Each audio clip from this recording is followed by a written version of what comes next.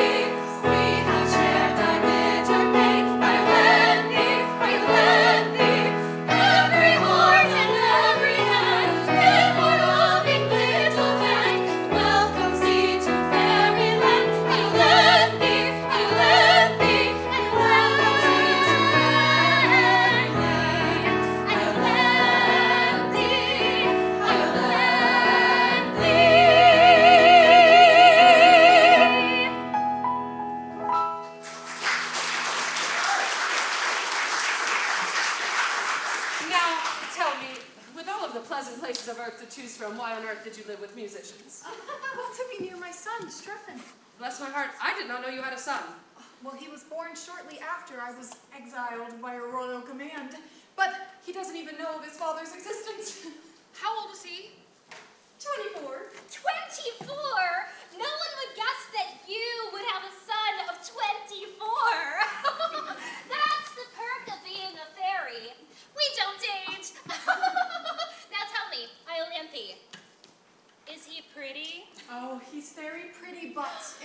to be stout. Aw. Yeah, I see no objection to stoutness in moderation. And what is he? Oh, he is an Arcadian shepherd, and he is in love with Phyllis, a ward in Chancery. A mere shepherd? And he's half a fairy? Well, he's half a fairy down to the waist. His legs are mortal.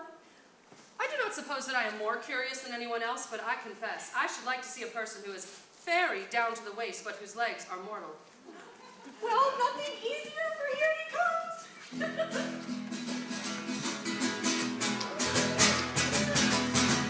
Good morrow, good mother. Good mother, good morrow. By some means or other, replenish your sorrow. With bloody, I'm telling my bosom is swelling, so join me in measure expressive to pleasure, for I'm to be married today. Today, yes, I'm to be married today. Oh, I'm to be married. Oh, I'm to be married today.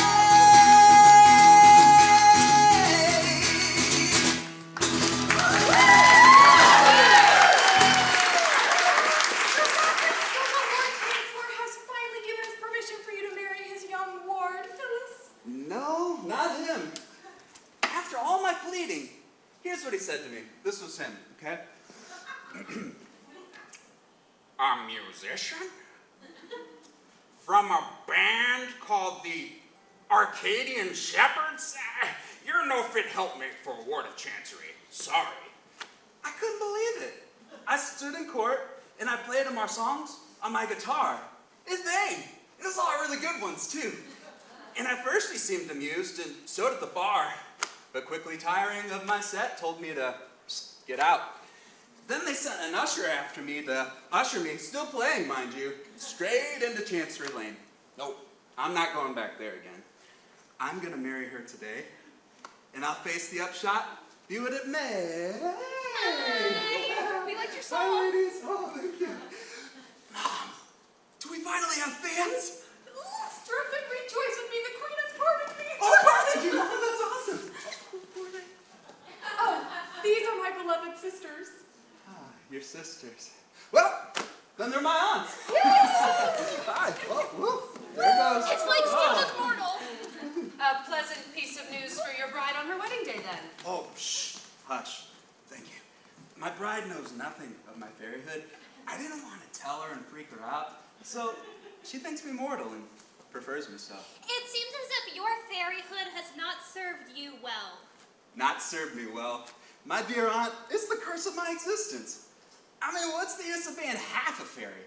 I can fit my body through a keyhole, but what good is that when my legs are left dangling behind me? I can make myself invisible down to the waist. Well, what's the use of that when, hello, my legs are left in plain view?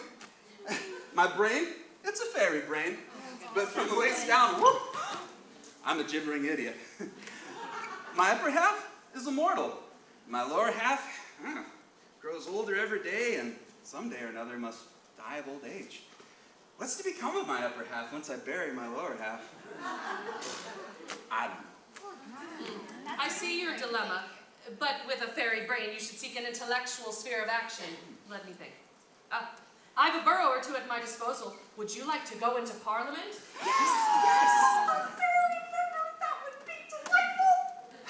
I wouldn't do any good there. You see, down to the waist, I am a Tory of the most determined description. But my legs are a couple of confounded radicals, and on a division would be sure to lead me into the wrong lobby. You see, the problem is they're 2 to 1, which is a strong working majority. Don't let that distress you. You will be returned as a liberal conservative, and your legs shall be our peculiar care. Wow. I see that your majesty does not do things by halves.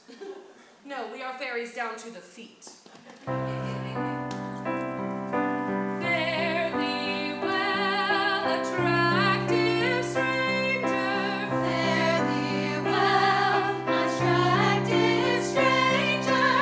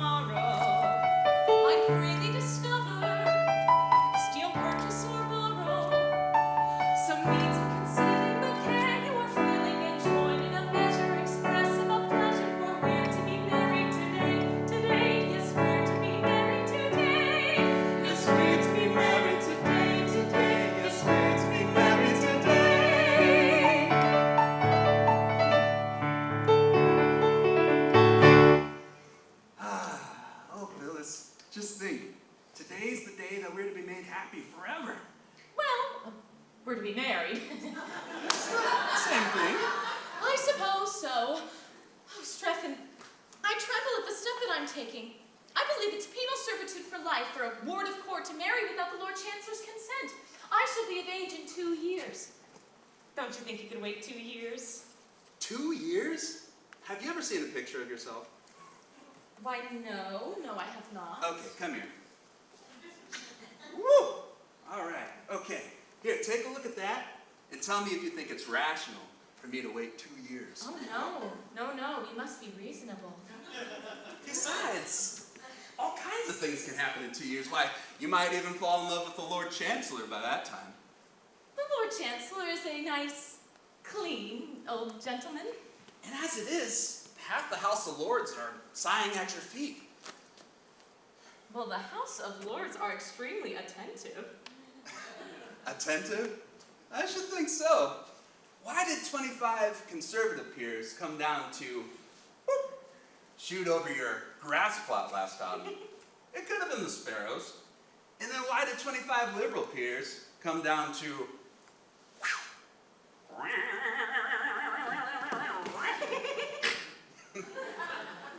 fish in your pond? Don't tell me it was the goldfish. No. Delays are dangerous. And if we're to get married, the sooner the better. I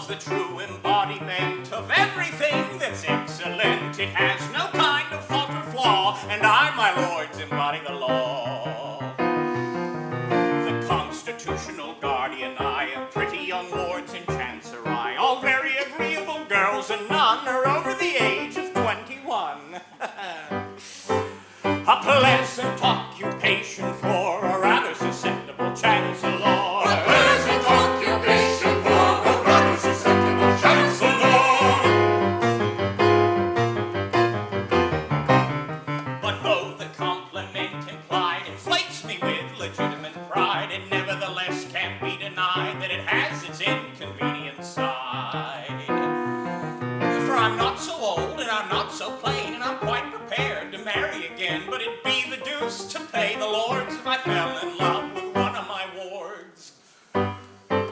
Which rather tries my temper, for I'm such a susceptible Chancellor. Which rather tries his temper, for he's such a susceptible Chancellor. And everyone who'd marry a ward must come to me for my accord, and in my court I sit all day, giving agreeable girls away. With one for him, and one for he, and one for you, and one for ye, and one for thou, and one for thee, but never, oh, never a one for me, which is exasperating for a highly susceptible Chancellor. Which is exasperating for a highly susceptible Chancellor.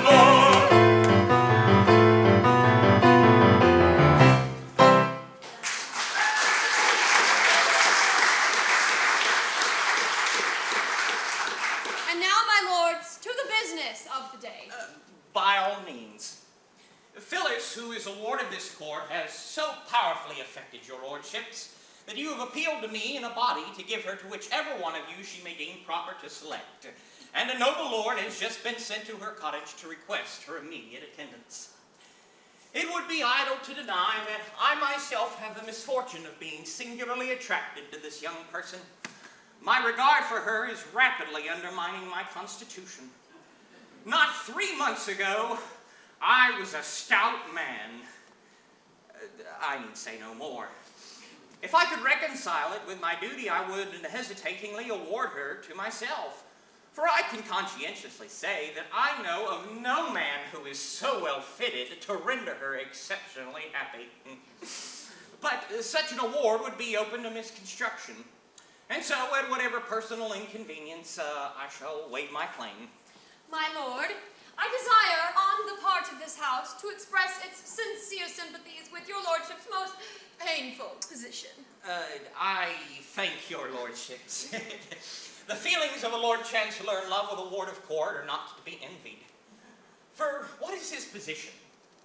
Can he give his own consent to his own marriage with his own ward? Can he marry his own ward without his own consent?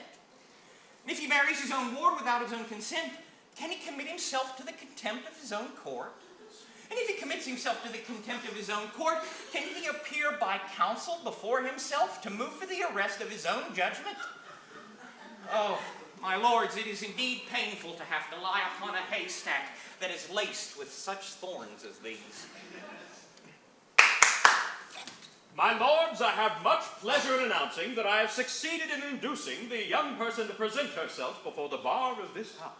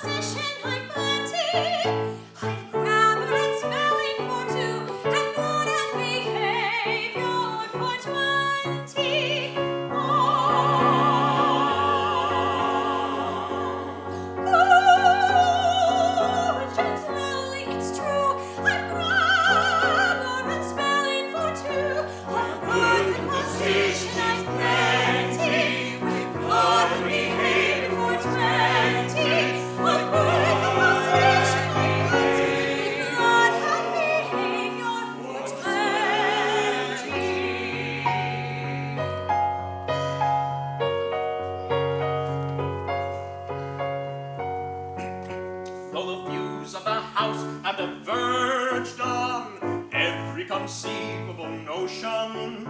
All questions of party are merged in a frenzy of love and devotion. If you ask us distinctly to say what party we claim to belong to, we reply without doubt or delay, the party we're singing this song to.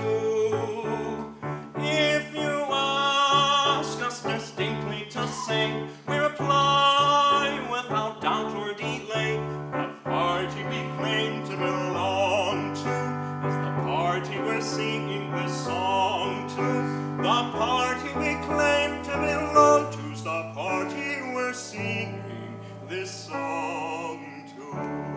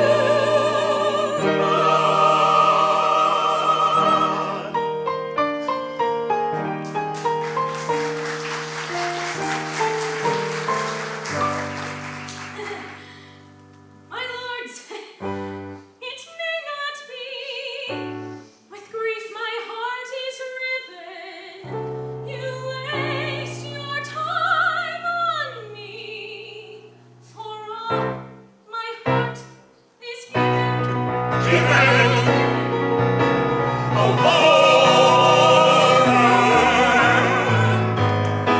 who has dared to brave a high displeasure and thus defy a definite command? 'Tis I, young Strephon, mind this priceless treasure. Against the world, I claim my darling's hand.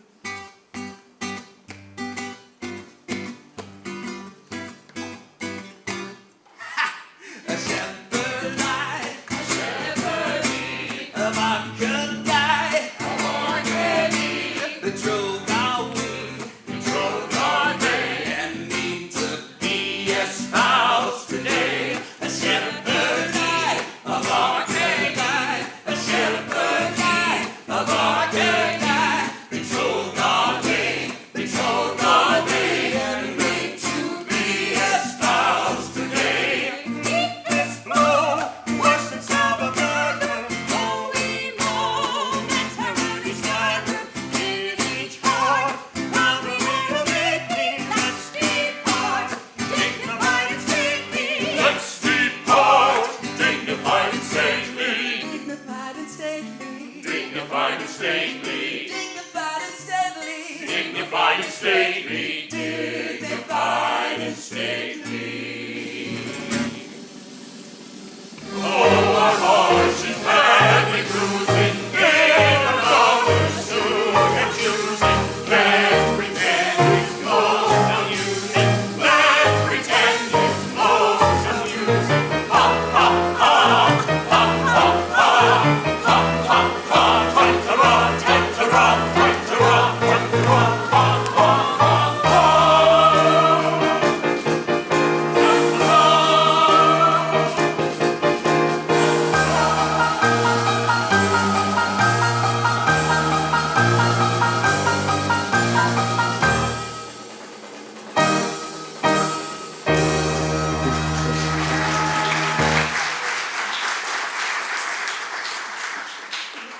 Now then, sir, what excuse have you to offer for having disobeyed an order of the Court of Chancery? My lord, I know no courts of chancery. I go by nature's acts of parliament. The bees, the breeze, the rooks, the brooks, the gales, the vales, the fountains, and the mountains cry, "You love this maiden! Take her! We command you!" 'Tis written in the heavens by the bright barbed dart that leaps forth into lurid light from each grim thundercloud.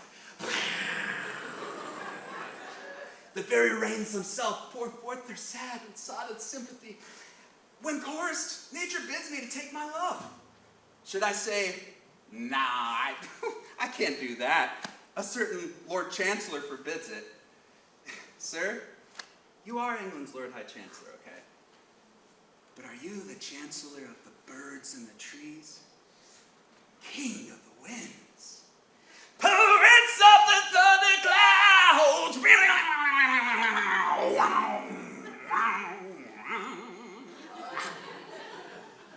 Well, are you?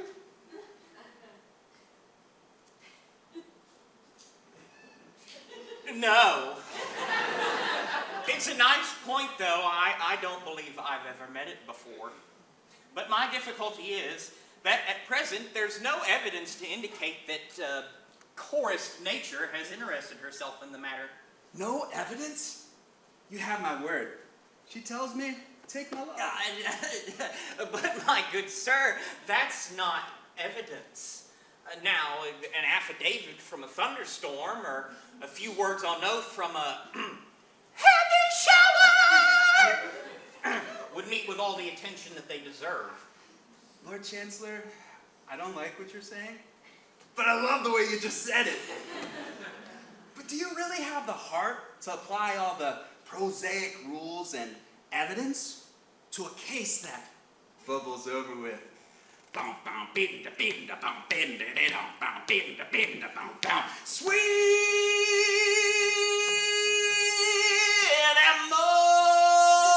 emotion. Come on, Lord Chancellor. Sweet, I need some harmonies.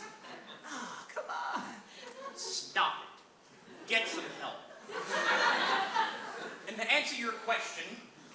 do distinctly. I've always kept my duty strictly before my eyes, and it is to that fact that I owe the advancement to my present distinguished position.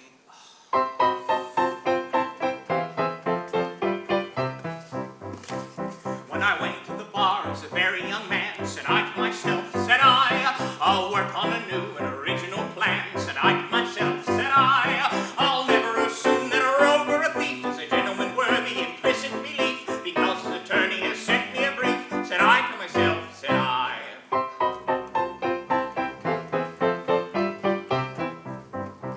Ere I go into court, I will read my brief through. Said I to myself, said I, and I'll never take work I'm unable to do. Said I to myself, said I, I'll never assume that a rogue or a thief is a gentleman worthy implicit belief, because his attorney has sent me a brief. Said I to myself, said I.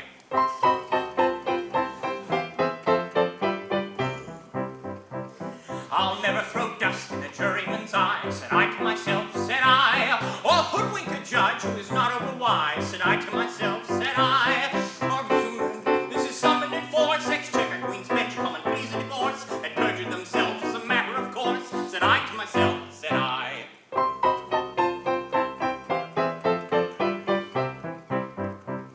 In other professions in which men engage, said I to myself, said I, the army, the navy, the church, and the stage. Said I to myself, said I, professional license if carried too far, your chance of promotion will certainly mar, and a fancy devil might apply to the bar. Said I to myself, said I.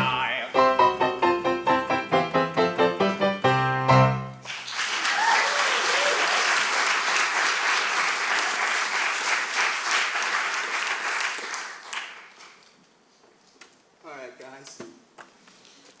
Let's play a song in the key of hurt. Here we go. 1, 2, 3.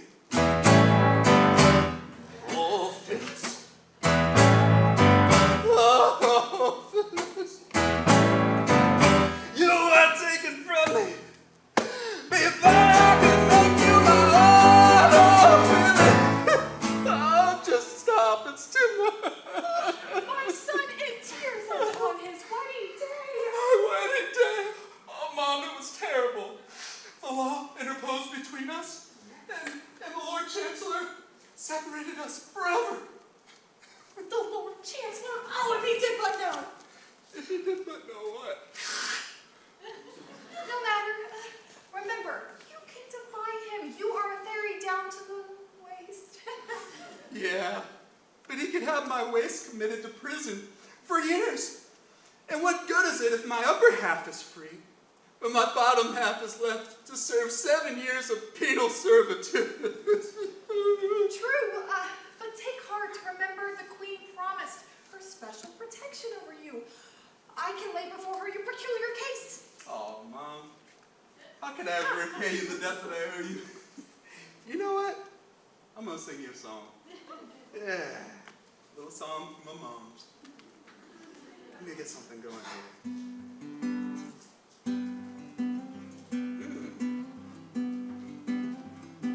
When darkly looms the day, and all is dull and gray, to chase the gloom away on thee I'll call. What was that? Shh.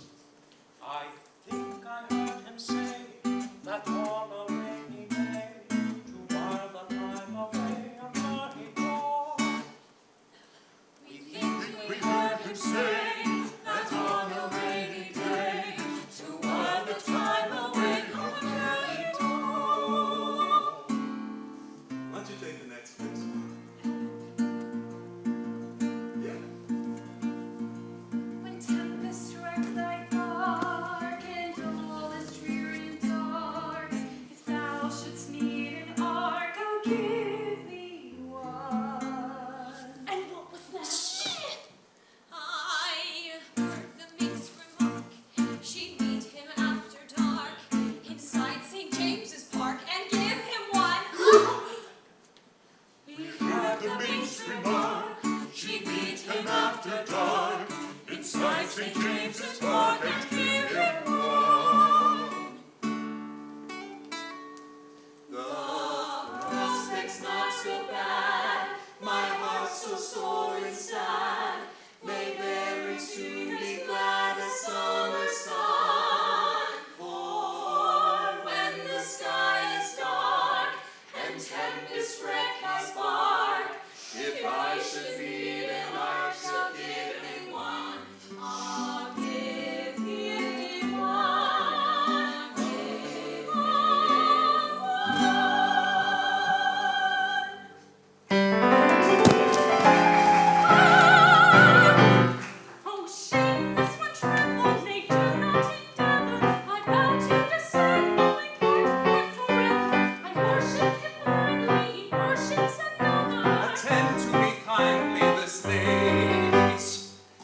my mother.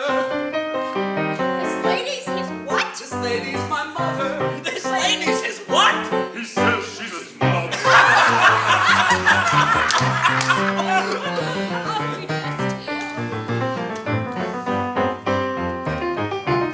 What means this mirth unseemly that shakes the listening nerve? The joke is good extremely and justifies our mirth. This gentleman is seen with a maid of 17 and is taking of his gold-shaped arm a panty. And he wonders he'd achieve, for he asked us to believe she's his mother and he's nearly 5 and 20. Recollect yourself, I pray, and be careful what you say, as the ancient Roman said, Festina Lente. For I really do not see how so young a girl could be the mother of a man of 5 and 20.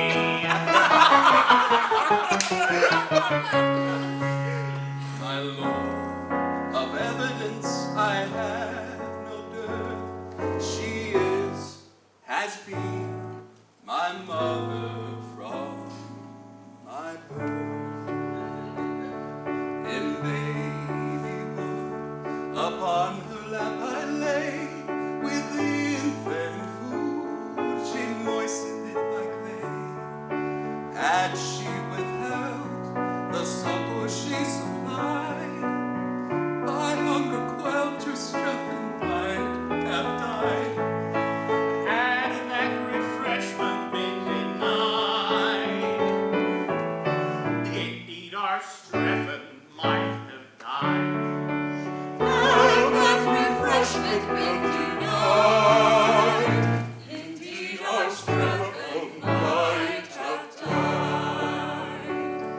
But as she's not his mother, it appears that we please what unnecessary tears. And by what laws should we so joyous be? Rejoice because our Strephon did not die, or rather let us wipe our eye, because our Strephon did not die. That's very true, let's wipe our eye, because our Strephon did not die.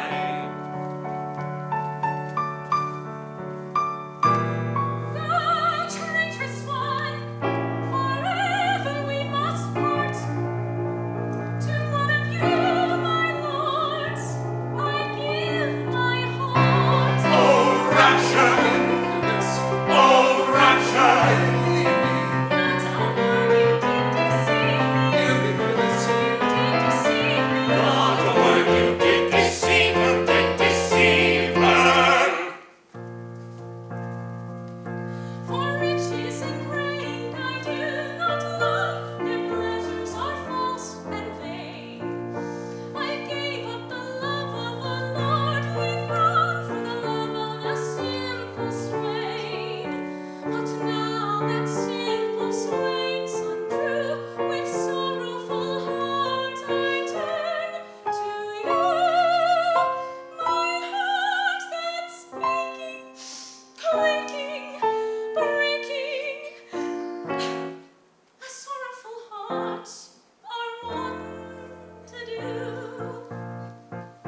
The riches and rank that you befall are the only baits you use.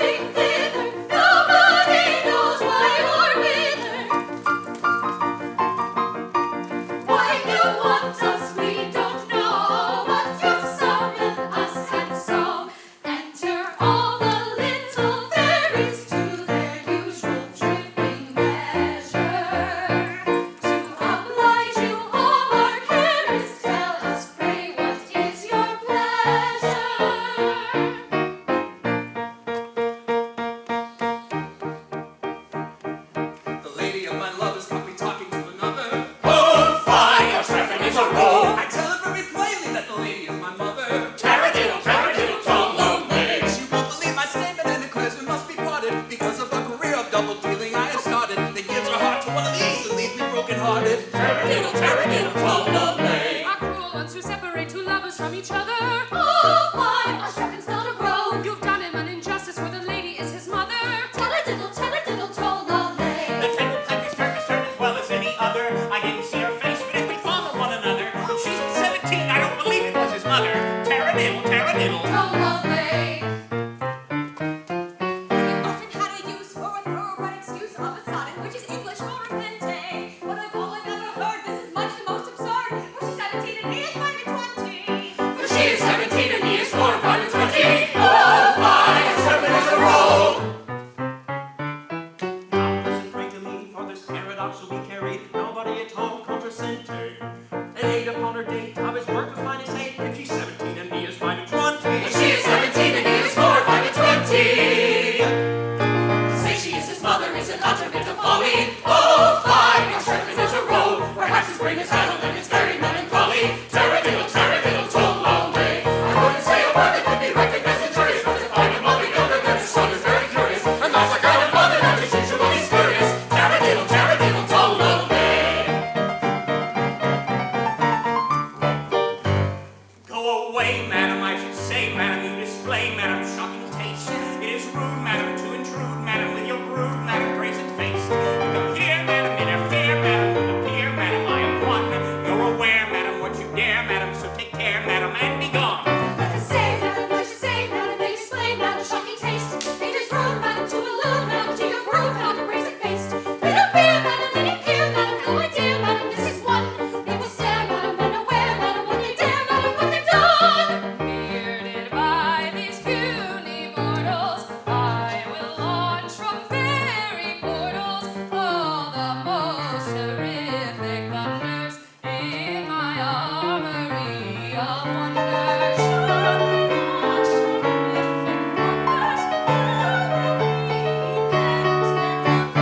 Say, madam, I should say, madam, you display, madam, shocking taste. It is rude, madam, to intrude, madam, with your brood, madam, brazen face. Interfere, madam, with appear, madam, I am one. You're aware, madam, what you dare, madam, so take care, madam, what you dare, madam, and be gone. You're all scared, what you get, so take care when we go. Scared, madam, what you dare, madam, so take care, madam, and be gone. You're scared, madam, what you dare, so take care, madam, and be gone. Madam, you're aware, madam, what you dare, madam, so take care, madam, and be gone. Oh, Chancellor unwary, it's highly necessary your tongue to teach respectful speech, your attitude to vary, your badinage so airy, your manner arbitrary, are out of place when face to face with an influential fairy. We were talking to an influential fairy. A plague on this vagary, I'm in a nice quandary of hasty tone with dames unknown. I ought to be more cheery. It seems that she's a fairy from Anderson's library, and I took her for the proprietor of a ladies' seminary.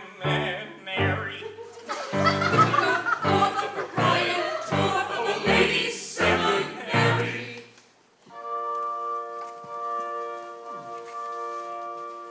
When next your houses do assemble, you may tremble.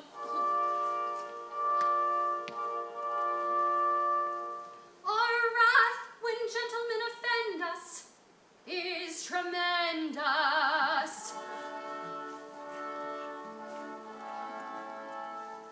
Those who underestimate our calling doom appalling. Take down our sentence as we speak it, and he shall reap it.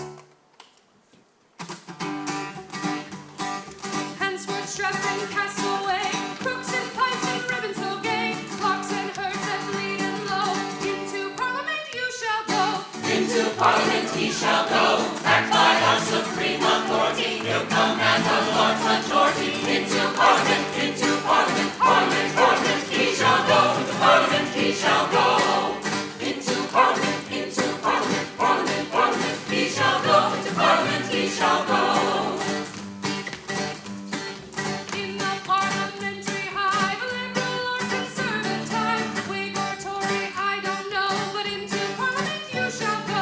Into Parliament he shall go, backed by our supreme authority. He'll command a large majority. Into Parliament, P-A-R-Parliament, P-A-R Parliament, he shall go. Into Parliament he shall go.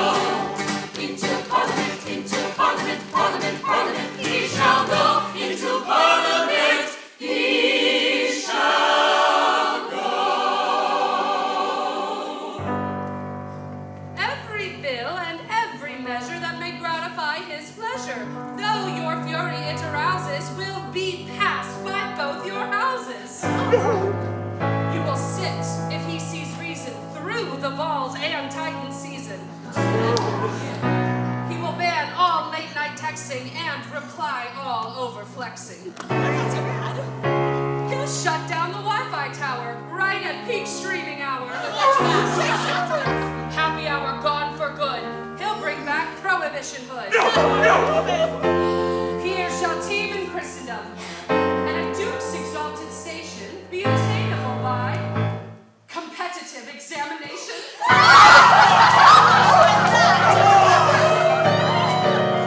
You can assemble for high the fear that makes them tremble. But Stephanie, the final dazzling do, will guess what they goes out and cannot say what evils may result in consequence. But if his engines will pursue all kinds of wrong, will be true to our cause or views or boldly choose to offer us offense. We'll plunge them into grief and shame. This time we'll bear and save us clean. Escape, the end he shape, a very painful wrench. Your powers belong to the sleep, who a dire revenge will fall on you if you receive your high prestige. The word prestige is French. The word prestige is French. Powers belong to the sleep, who a dire revenge will fall on you. Don't stand for this, there are no doubts that do against the finger that they cannot say what evils may result in consequence. Our lordly style you shall not quench the place come nigh. That word is French. Distinction has before a herd of vulgar men. A Latin word. Fill the joy of madness, start a hoy on Lord. A great remark. One Latin word, one Greek remark, and one best French. Their Lord is eloquently quench a face come nigh. That word is French. Distinction as before a herd of vulgar pets. A Latin word, Will fill the joy and madness of the oi polloi. a Greek remark. One Latin word, one Greek remark, and one that's French. Don't stand for this, if I no doubt that you against the finger that we cannot say what evils may result in consequence. But if his enemies will pursue all kinds of wrong, we true to our cause or views or boldly choose to offer us offense. We will not Away, wait. because my president else would find it away, away, we will not wait. Because my heart will threaten, hate ye must defy. Away, sky high. On threaten, hate you must defy, you must defy. We must defy. We must defy.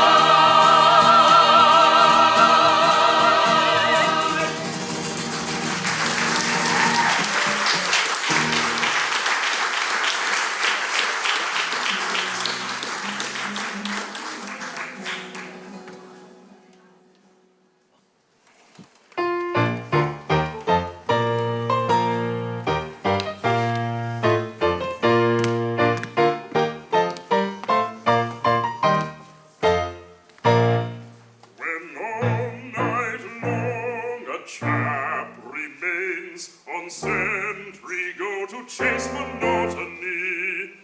He exercises of his brains, that is, assuming that he's got any. Though never nurture in the lap of luxury, yet I admonish you. I am an intellectual chap and think of things that would astonish you. I often think it's comical, phenomena,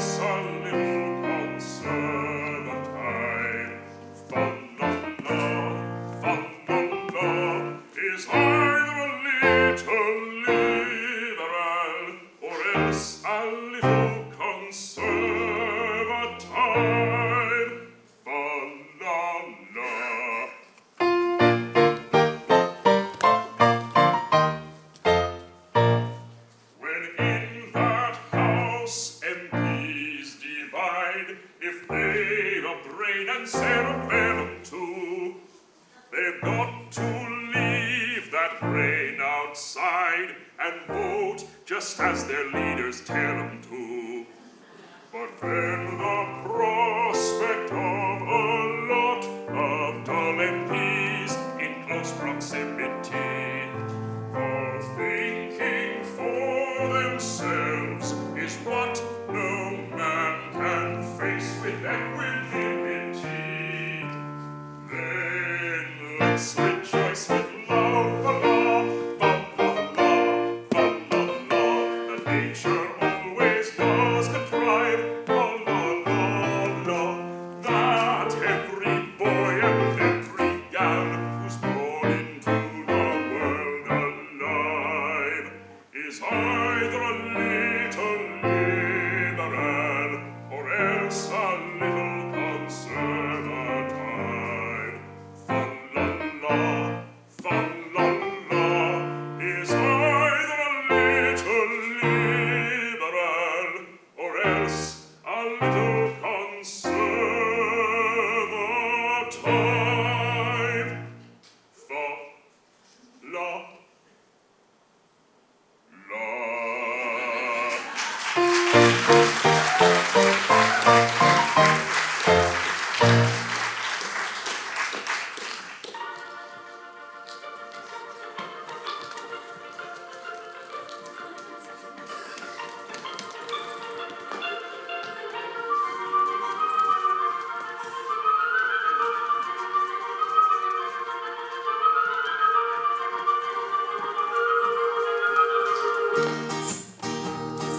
Streppon's a member of Parliament, carries every bill he chooses to his special policies, showing the fairies how they're using.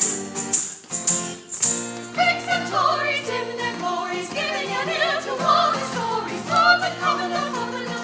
Strephon makes them shaking their shoes, shaking their shoes, shaking their shoes. Strephon makes them shaking their shoes and their shoes. Streppon's a member of Parliament, running amok of all abuses, is a for the viruses, somehow nobody now refuses. Whigs and Tories in their glories, giving an ear to all his stories, every really they wish, here's a pretty kettle of fish, kettle of fish, kettle of fish, kettle of fish, kettle of fish, here's a pretty kettle of fish. Streppon's a member of Parliament, carries every bill he chooses to his special policies, carrying every bill he may wish, carrying every bill he may wish. Here's a pretty kettle of fish.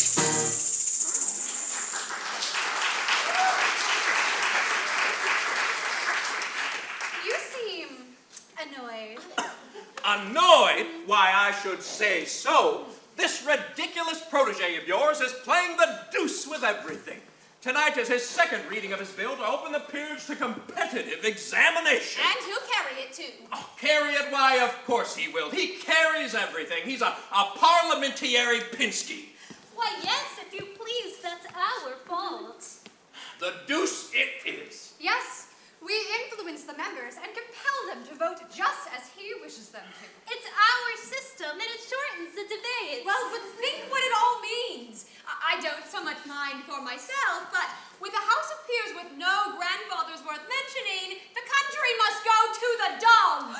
I suppose it must. Now, I don't want to say a word against brains. I have a great respect for brains. I often wish I had some myself, but with a House of Peers to be recruited entirely from persons of intellect, then what, pray tell, is to become of the House of Commons? I never thought of that. This is what comes of fairies interfering in politics. It just so happens if there is any institution in Great Britain so impervious to change, it is the House of Peers.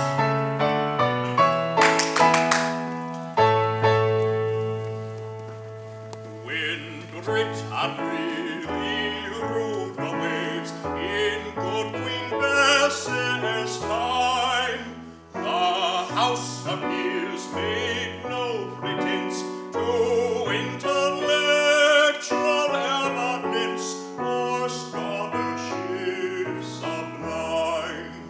Yet Britain had the proudest base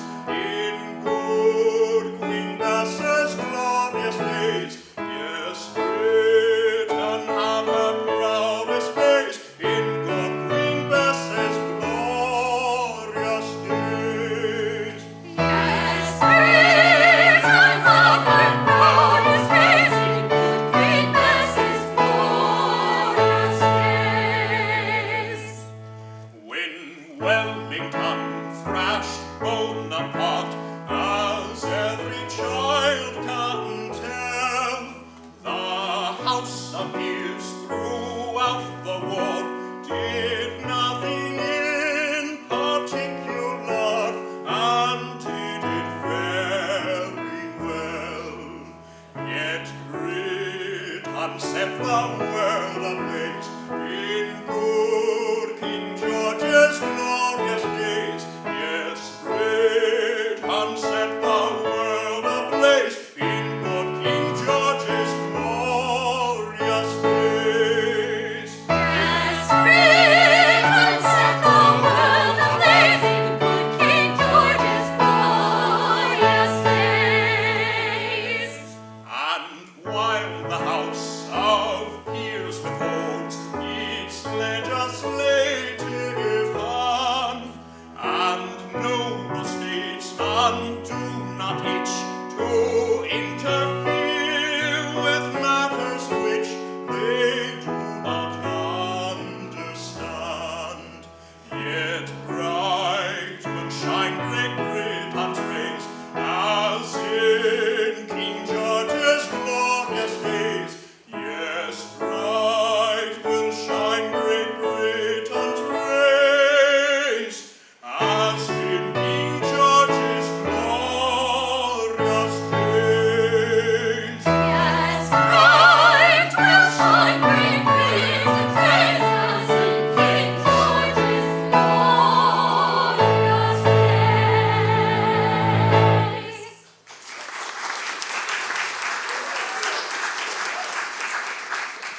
Charming persons, are they not? Distinctly. For self-contained dignity combined with airy condescension. Give me a British representative here. Pray stop this protege of yours before it's too late. Think of the mischief you are doing. We can't stop him now. Oh, isn't she lovely? Oh, why would you go and defy us, you Brady? In vain with us, please don't go. Our prayers we do not heed, don't go. It's true we sigh, don't suppose a tearful eye forgiveness shows. Oh no, we are very cross indeed, yes, very cross. Don't go. It's true we sigh, but don't suppose a tearful eye forgiveness shows. Oh no, we're very cross indeed, yes, very cross. Don't go.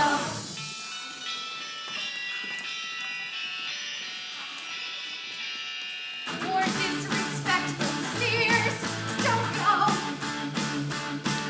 All for indignant tears, don't go. You break our laws, you are our foe. We cry because we hate you so. You know, you very wicked peers, you wicked peers. Don't go.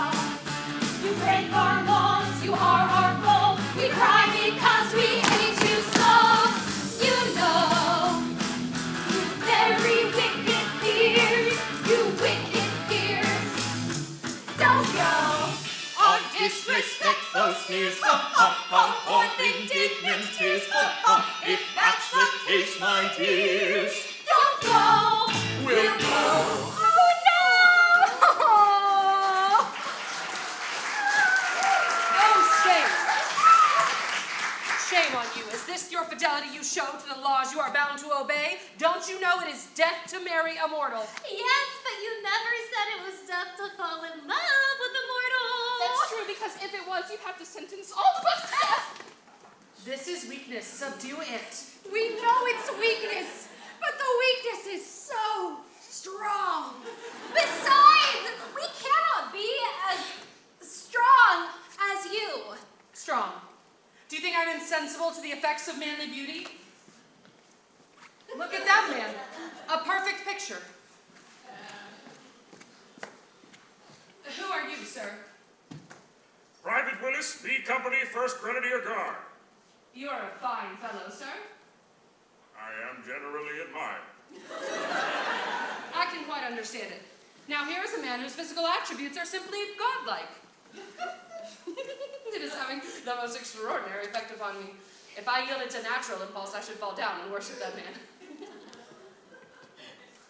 But I mortify at the inclination, I wrestle with it, and it lies at my feet. That is how I treat my regard for that man.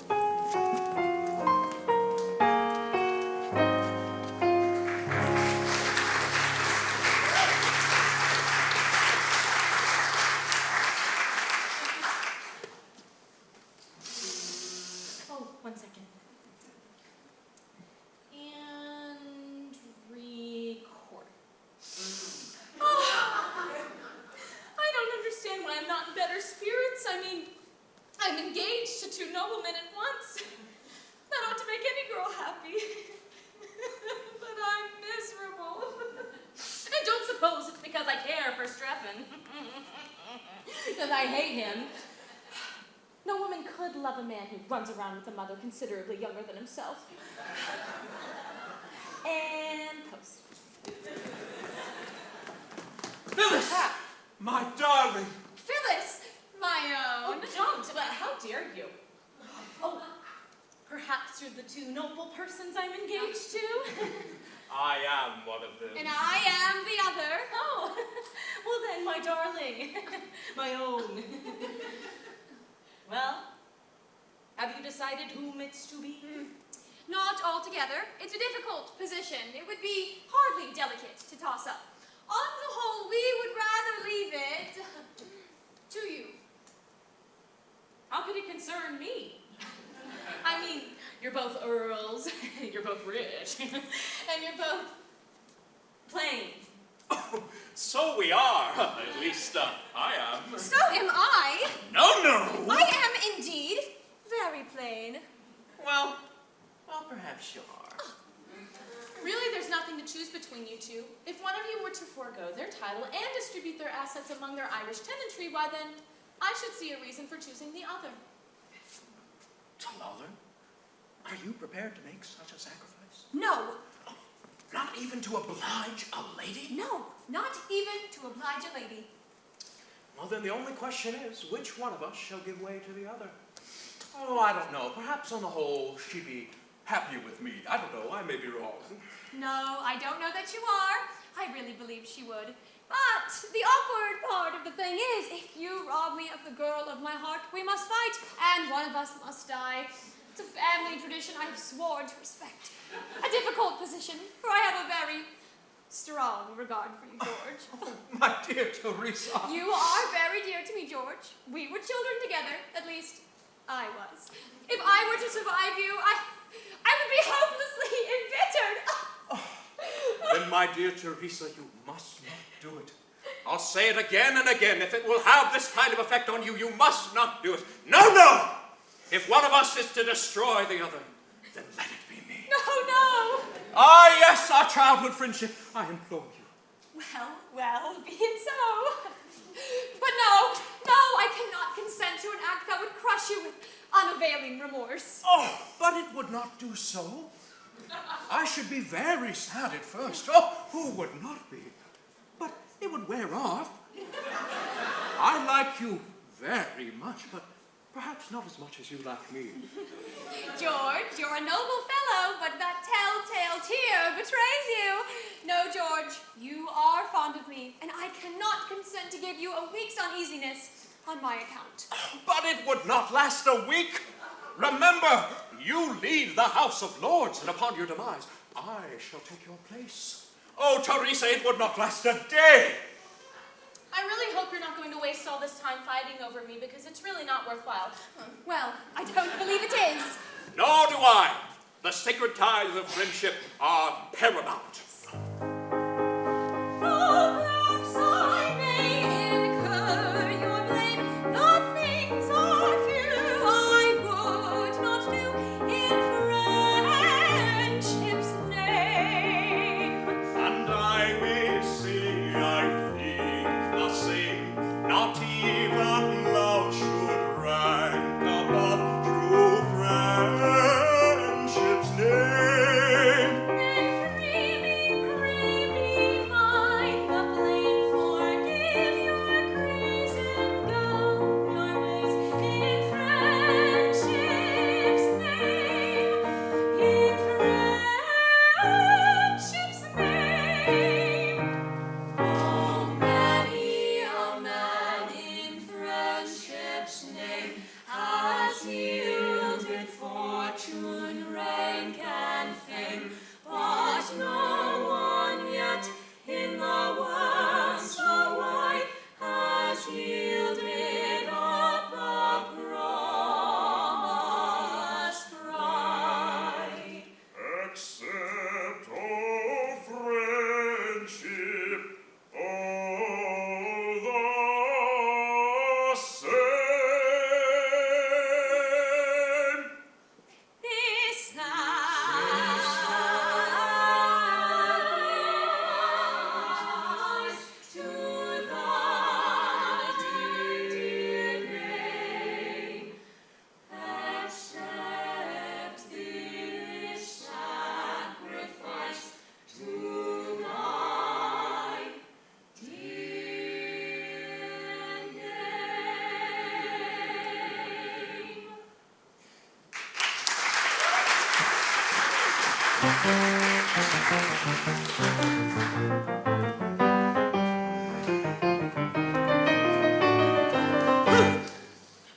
Love, unrequited, robs me of my rest.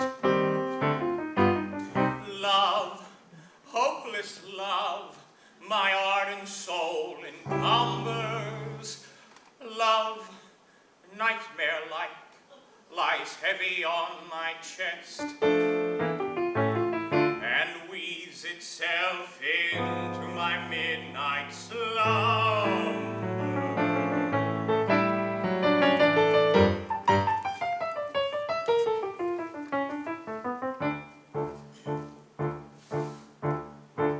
When you're lying awake with a dismal headache and reposes to mood by anxiety, I can see you may use any language you choose to indulge it without impropriety. For your brain is on fire, the bedclothes conspire of usual slumber to plunder you. But your counterpane goes in and covers your toes, and your sheet slips demurely from under you.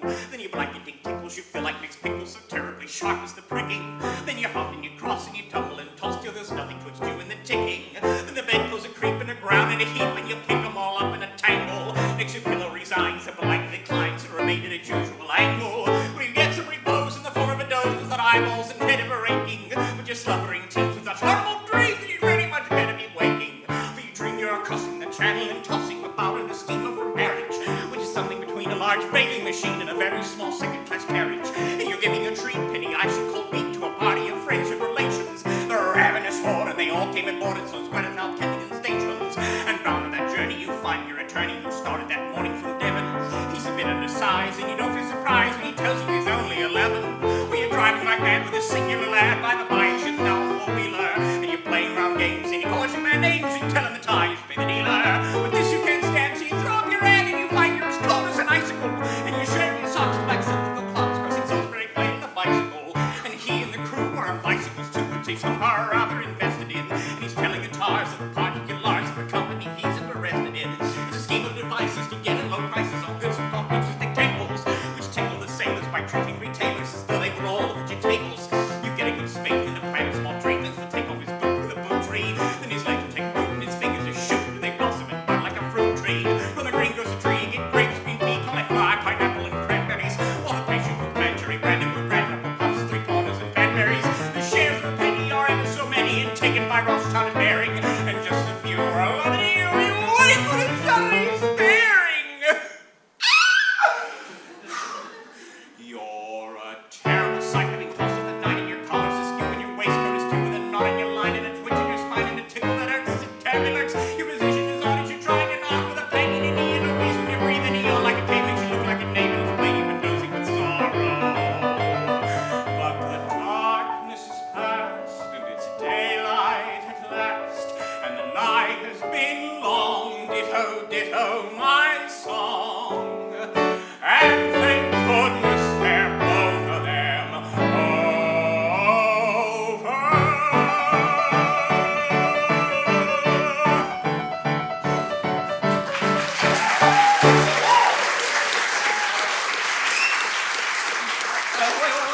Wait.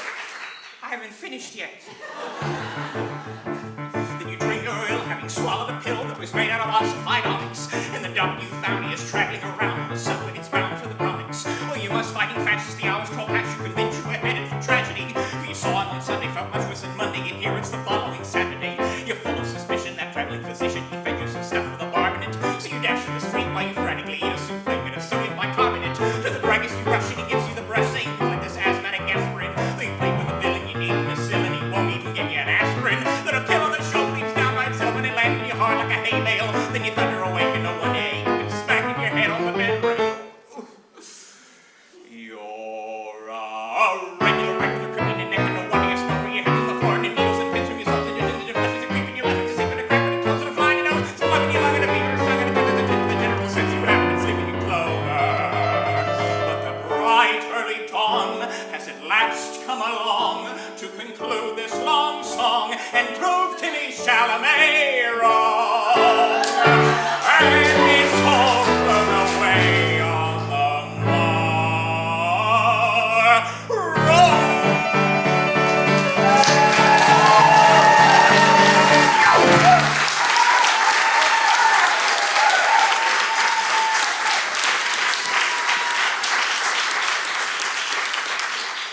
Boss! We are much distressed to see you in this condition. My lords, it is seldom that the Lord Chancellor has reason to envy the position of another, but I must confess that I would rather be 2 earls engaged to Phyllis than any other half-dozen noblemen on the face of the globe. Yes, it's a very enviable position when you're the only one. Oh, yes, most enviable, no doubt. At the same time, we say to ourselves, why, this is very sad. His lordship is constitutionally as blithe as a bird. Why, he trills upon the bench like a thing of song and gladness. Oh, his series of judgments in F sharp, given on Dante in 6/8 time, are among the most remarkable effects ever produced in a court of chancery. He is perhaps the only living instance of a judge whose decrees have ever received the honor of a double encore. How could we bring ourselves to do that which would deprive the court of chancery of one of its most attractive features? I feel the force of your remarks. But I am here in two capacities. And they clash, my lords. Oh, they clash. In declining to entertain my last application to myself, I grieve to say that I have placed myself in lights which make it impossible for me to ever to apply to myself again. It's a most painful scene, my lords, most painful. This is what it is to have two capacities. Let us be thankful we are persons of no capacity whatsoever. Come, come. You are a very just and kindly old gentleman, and you need have no hesitation in approaching yourself so that you do so respectfully and with a proper show of deference. You really think so? Oh, I do. Well, I shall nerve myself to another effort, and if that fails, I shall resign myself to my fate.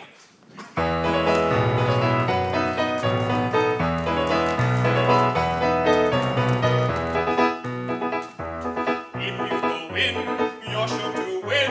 Yours will be a charming maiden being, although the ancient song faint of never one fair lady. Never, never, never faint heart, never one fair lady.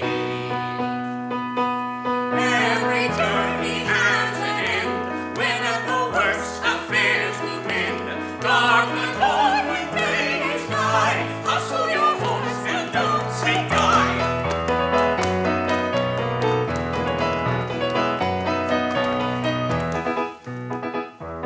He who shies at such a prize is not worth a narrow very be so kind to bear in mind. Faint heart, never one fair lady. Never, never, never faint heart, never one fair lady. While the sunshine takes your hay, where the will is there's a way. Fear the lion in his lair, none but the brave deserve the fair.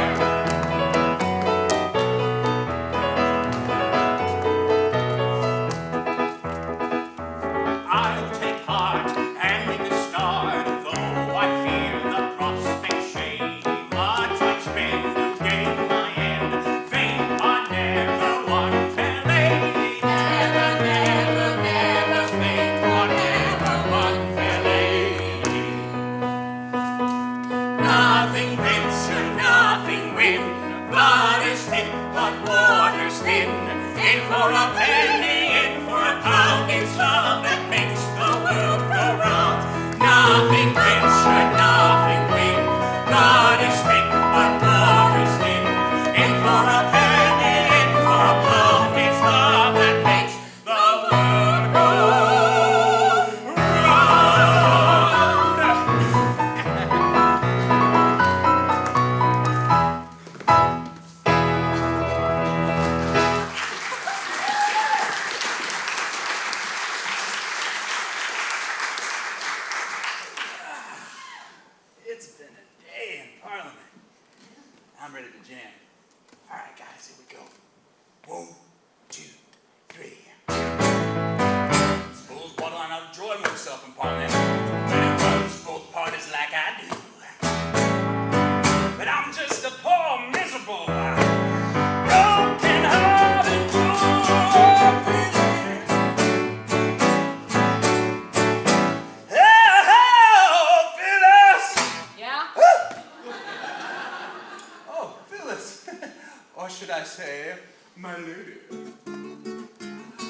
not yet been informed as to which title your ladyship is pleased to select. I haven't decided yet.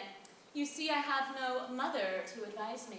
Aw, you don't have a mom? I do. Yes, a young mother. Not very, just a few centuries or so. Oh. She wears well. She does. Because my mother is a fairy. I beg your pardon, she's a what? Well, look, I no longer have any reason to withhold the fact. She's a fairy. A fairy? Well, this explains a lot of things. I mean, I suppose you're a fairy? Half a fairy. Which half? The upper half, down to the waist. Dear me. Well, there is nothing to show for it. Did you cut that out? Sorry. Jeez. Well, why didn't you tell me this before? I thought you'd dislike me, but as everything's all off, I suppose you ought to know the truth. I'm only half mortal. Well, I'd rather have half a mortal or half a fairy that I do love than half a dozen that I don't. Well, I think you ought to go to your half dozen. It's only 2. And I hate them. Please forgive me, Strephon. You know, I don't think that I ought to. Plus, all sorts of complications might arise. You know, my grandma looks just about as young as my mom, and so do my aunts. Oh, well, I completely understand. I mean, anytime I see you kissing a very young woman, I'll just assume it's an elderly relative. Well, Phyllis, I think we're going to be really happy. We won't wait long. Nah, we might change our minds. We'll get married first. And then change our minds after that? That's the way it usually goes. If we're weak enough to teddy, you and I, of the feelings I inspire, you may tire by and by. For years with flowing coffers press their offers satisfy. I am sure we should not teddy, you and I. If we're weak enough to teddy, you and I, with the more attractive lady to a lady you may find, think by chance we should be parted, broken hearted I should die. So I think we will not teddy, you and I. If we're weak enough to teddy, you and I, of the feelings I inspire, you may tire by and by. Of the feelings I inspire, you may tire by and by. If we're weak enough to teddy, you and I, of the feelings I inspire, you may tire by and by. So I think we will not teddy, you and I, you and I, you and I.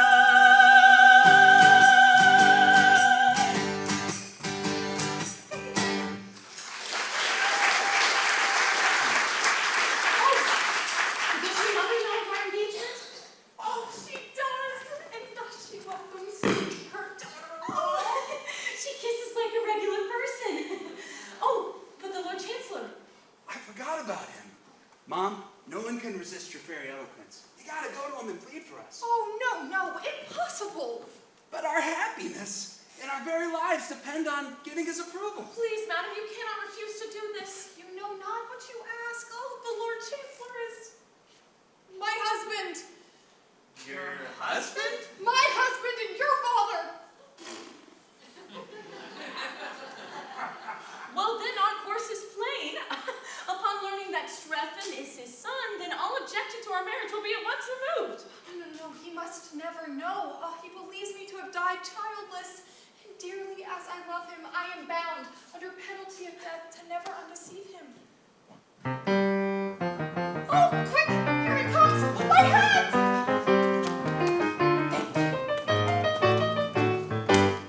Victory! Victory! Success has crowned my efforts, and I may consider myself engaged to Phyllis. At first, I wouldn't hear of it, for it was out of the question. I then reminded myself that I was no stranger to myself, that I had been personally acquainted with myself for some years. I then took heart and pointed out to myself that I yielded to no one in admiration for my private and professional virtues, and that I had watched my career with considerable interest. This had its effect, and it was a great point gained. I then endeavored to work upon my feelings. Conceive my joy when I distinctly perceived a tear glistening in my own eye.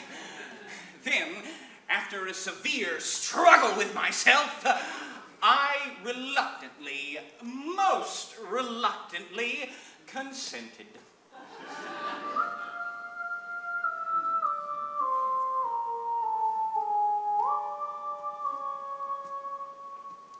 My lord, a suppliant at your feet I kneel.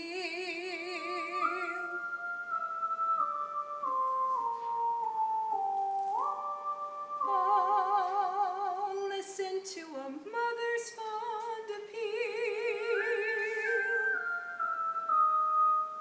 Hear me tonight, I come in urgent need. 'Tis for my son, young Strephon, that I plead. He loves, if in the bygone years thine eyes have ever shed tears, bitter unavailing tears for one untimely death. If in the eventide of life sad thoughts of her arise, then let the memory of my wife plead for my boy he loves.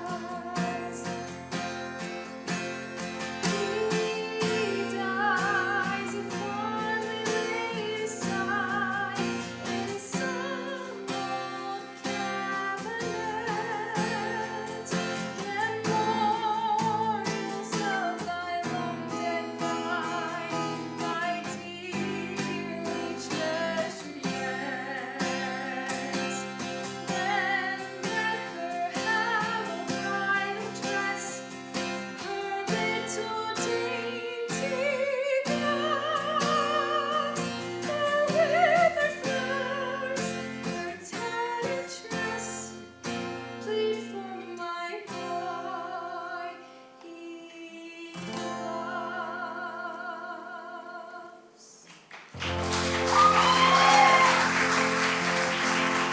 It may not be, for so the fates decide. Learn now that Phyllis is my promised bride. My bride, no, It shall be so.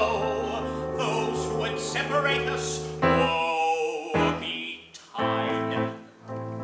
my doom, thy lips have spoken, I plead in vain. If thou already broken, I break again.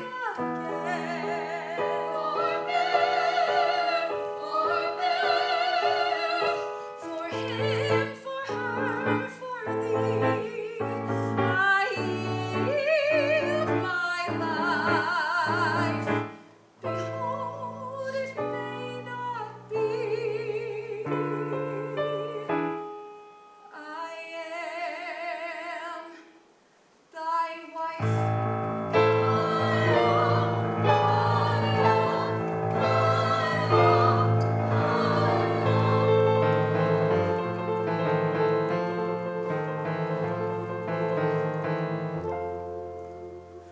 Iolanthe, thou livest? I live. Now let me die.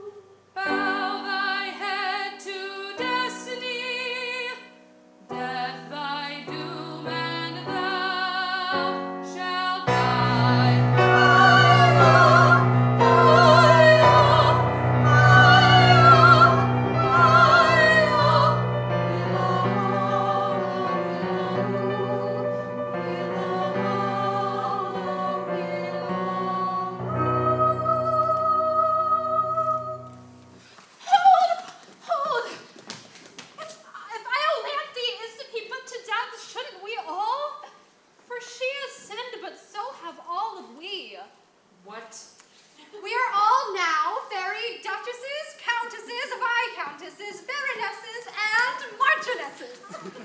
It's our fault. They just couldn't help themselves. It seems they have helped themselves, and pretty freely, too. You have all incurred death. But I can't slaughter the entire company. And yet, the law is very clear. Every fairy must die who marries a mortal.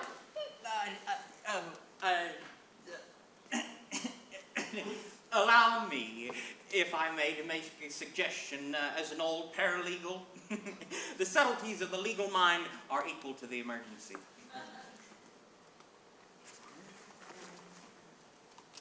This handwriting's terrible. Oh, thank you. The matter is really quite simple. The insertion of a single word will do it. Let it stand that any fairy who doesn't marry a mortal shall die, and there you are, out of your difficulty at once. We like your humor. Very well. Private Willis. Ma'am? To save my life, it is necessary that I must marry at once. How should you like to be a fairy guardsman? Frankly, ma'am, I don't think much of the British soldier who wouldn't ill-convenience himself to save a woman in distress. You are a brave fellow. You're a fairy from this moment.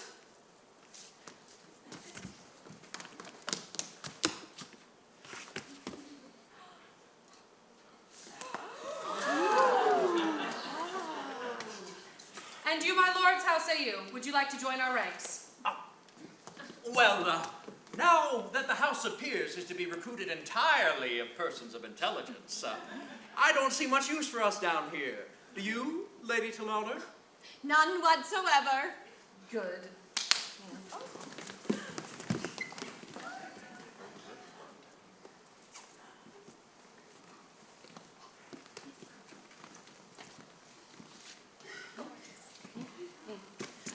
Then away we go to Fairyland.